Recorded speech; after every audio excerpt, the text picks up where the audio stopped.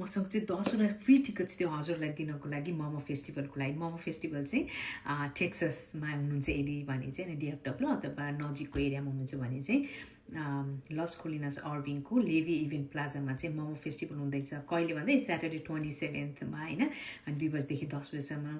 So मैले चाहिँ अस्ति एउटा भिडियो बनाएको थिएँ, अनि कति धेरैजनाले अनि आइम इन्ट्रेस्टेड भन्नुभयो। अनि सो मैले चाहिँ रिच आउट गरेँ क्या हाम्रो अर्गनाइजरलाई, अनि can you give me 5 more so that I can give away 15 tickets भने होइन। अनि look at their generosity, they gave me additional 50 tickets होइन। So I have like 60 tickets in total to give away होइन। So मैले यो video post गर्दासम्म चाहिँ होइन, त्यो भिडियोमा चाहिँ कसले कमेन्ट गर्नुभएको छ आइएम इन्ट्रेस्टेड भनेर, I will reply to your comments. अनि त्यसपछि हजुरले चाहिँ मलाई इमेल एड्रेस पठाइदिनु भयो भने अनि म हजुरलाई टिकट सेन्ड गरिदिन्छु होइन। म अहिले चाहिँ 1 पर युजरको दरले चाहिँ टिकट सेन्ड गरिदिन्छु होइन।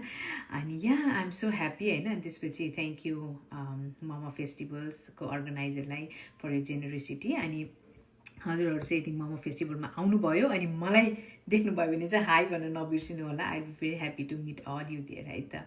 Thank you, by.